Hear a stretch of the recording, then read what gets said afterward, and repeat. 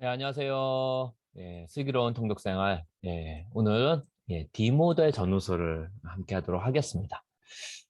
지난번에 하려고 그랬는데, 지난주에 제가 갑작스럽게 이제 장례식 신방이 있어서 못했는데요. 오늘 디모델 전후서. 사실 이번 주는 히브리서가 이제 시작됐는데요. 디도서, 빌레몬서와 함께 이제 히브리서가 시작됐는데, 히브리서가 좀 길기 때문에 다음 주에 히브리서를 할 거예요. 오늘은 디모데서를 하고 싶습니다. 자, 아이고, 죄송합니다. 쏘리. 파일을 제가 잘못 불러왔네요. 예, 잠시만요.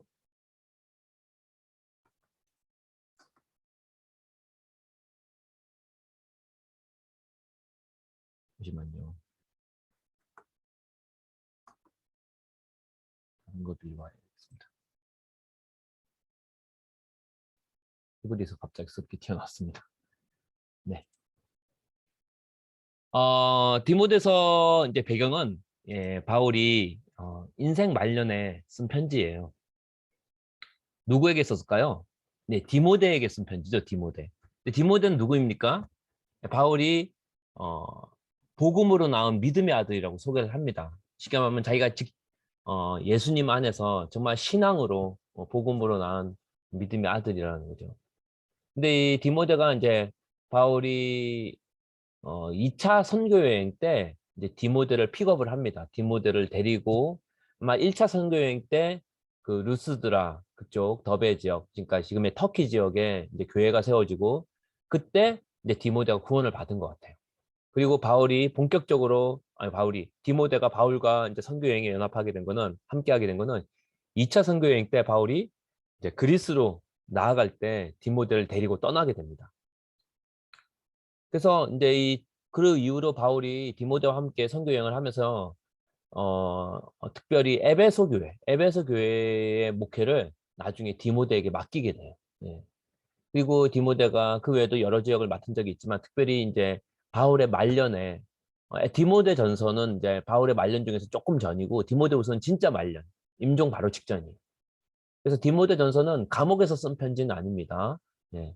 그렇지만 바울이 이제 에베소 사역하는 디모데에게 쓴 편지고 그리고 그로부터 조금 지나서 바울이 선교하다가 사역을 하다가 이제 감옥에 갇히고 이제 로마에서 잠깐 풀려난 다음에 디모데에게 쓴 게 디모데 전서. 그리고 로마에서 사역을 하다가 다시 갇히게 된 게 그때 쓴 게 디모데 후서입니다. 그래서 디모데에게 어떻게 하면 주님의 몸된 교회를 잘 양육하고 세울 것인가에 대한 이 권면과 당부를 기록한 게 디모데 전서와 후서라고 할 수 있겠어요. 자, 특별히 이 배경을 조금 보면요. 그 당시 에베소 교회 담임 목회를 이제 디모데 형제가 하고 있었는데 문제가 있었죠. 문제는 어떤 문제였을까요? 디모데가 아직 나이가 너무 젊었어요. 예, 좀 어린 축에 속했어요. 뭐 정확한 나이는 모르겠지만 굉장히 약관의 여러 분 나이일 수도 있어요. 20대 혹은 30대 초반. 근데 성격도 어떻다? 내성적이었던 걸로 보여집니다. 예. 그리고 막중한 책임과 힘든 사역을 지금 앞에 두고 있었고 왜냐하면 그 당시에 교회 외부로는 핍박과 박해가 있었고요. 또 그로 인해서 신앙에서 떠나는 사람들도 있어요. 실제로 배교하고 배도하는 복음을 떠난 사람들이 생기기 시작했다는 거죠. 그리고 교회 안으로는 또 어떤 문제가 있었을까요? 거짓 교사들이 들어왔어요. 그리고 예수님이 이 땅에 아, 하나님의 아들이 이 땅에 인간의 몸을 입고 왔다는 그 성육신 그걸 부정하는 거예요.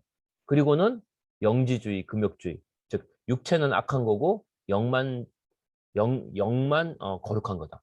쉽게 말하면 그러니까 영지주의자들은 하나님께서 인간의 몸을 입고 왔다는 걸 부정할 수밖에 없죠. 왜? 몸은 다 더러운 거긴데 어떻게 거룩한 하나님이 신이 인간의 몸을 입을 수 있냐? 그런 타락하고 더러운 육체를. 그래서 영지주의는 영만 귀하기 때문에 영과 육을 철저히 분리해요.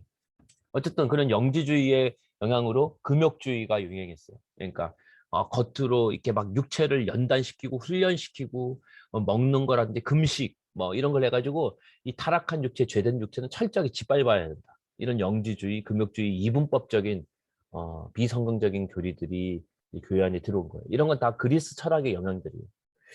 자, 하나님께서 말씀으로 오셨으니까 육체 자체가 악한 게 아닙니다. 육체 자체가 악한 게 육체는 육체 자체가 악한 게 아니라 우리 육체 안에 인간의 하나님을 대적한 죄성이 문제인 거지. 하나님께 그러면은 예수님도 부활하셔서 인간의 몸을 잊지 말아야죠. 예수님은 부활하셨지만 여전히 육체를 가지시죠. 물론 그 육체는 죄된 육체는 아니지만 어쨌든 간에 성경은 육체 자체를 악하다고 하지 않습니다. 어쨌든 이렇게 안팎으로 어려운 상황 속에서 거짓교리, 또 핍박과 박해, 또 본인 안에 연약함들이 있었어요. 그런 디모데를 위해서 바울이 이제 편지를 쓰는 거예요. 왜냐하면 이렇게 어, 젊고 어린 사역자가 교회를 섬기고 있으니까 교인들이 여러 가지 핍박과 박해 속에서 불안에 떨고 있는 거죠. 이때 성숙한 리더십을 발휘해야 되기 때문에 바울이 그런 여러 가지 가르침을 지금 디모데에게 주고 있는 겁니다. 특별히 그래서 여기서 좀 우리가 꼭 눈여겨봐야 될 핵심 말씀은 디모데 전서에서는 이 말씀을 꼭 붙고 싶어요. 6장 11절 12절 말씀 보면 오직 너 하나님의 사람아 이것들을 피하고 의와 경건과 믿음과 사랑과 인내와 온유를 따르며 믿음의 선한 싸움을 싸우라. 영생을 취하라. 이를 위하여 내가 부르심을 받았고 많은 증인 앞에서 예, 선한 증언을 하였도다. 이렇게 되어 있어요. 즉 여기서 너 하나님의 사람은 누굴까요? 예, 디모데를 말하는 거예요. 예, 디모데에게 어떤 이야기를 하냐면은 세상의 그런 세속적인 가치나 거짓 교리들을 피하고 또 율법주의적인 그런 가르침을 떠나서 어떤 걸 하라?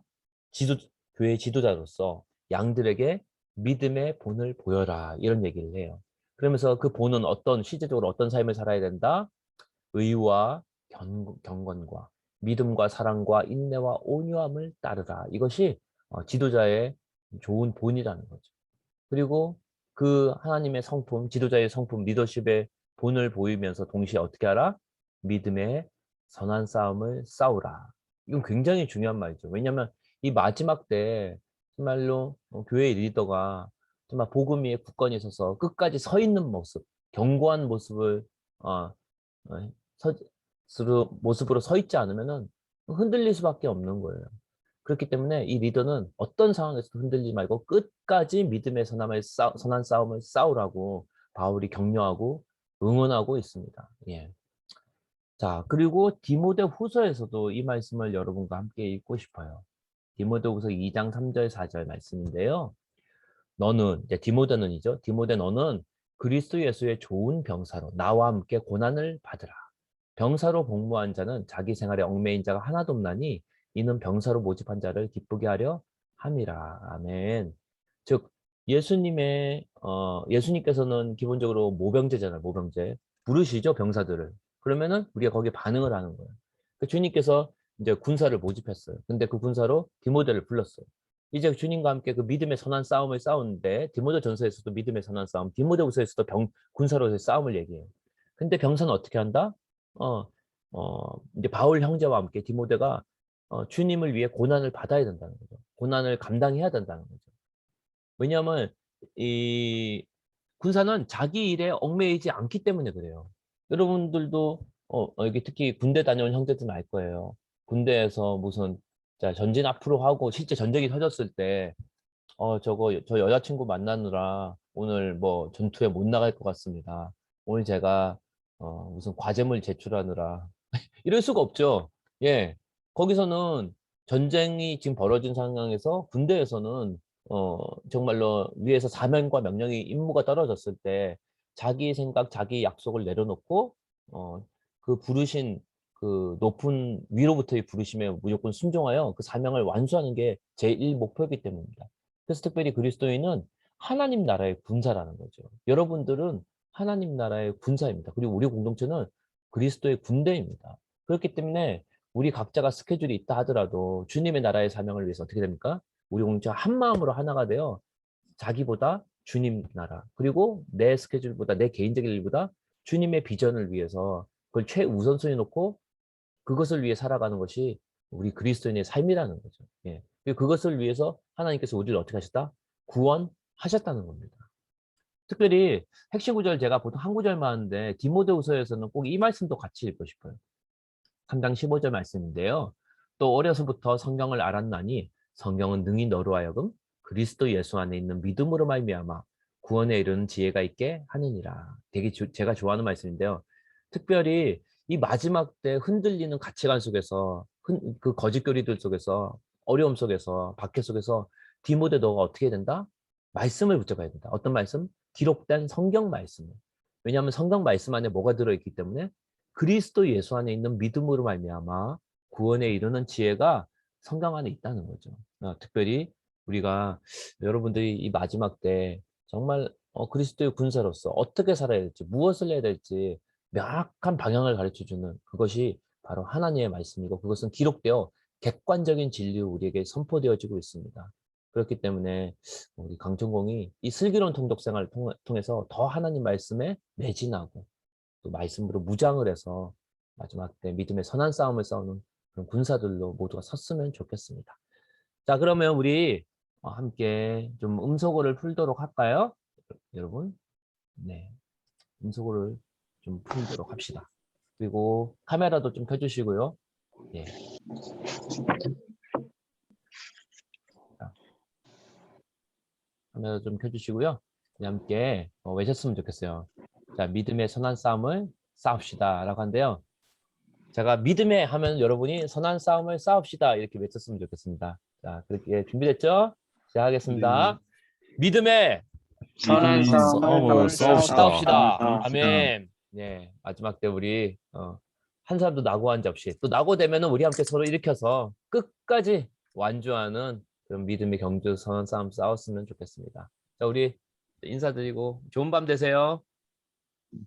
예, 감사합니다. 네. 수고, 여러분 수고. 이번 주일은 10시 반입니다. 주일 10시 반 예배 늦지 마세요. 네, 바이바이. 예. 예.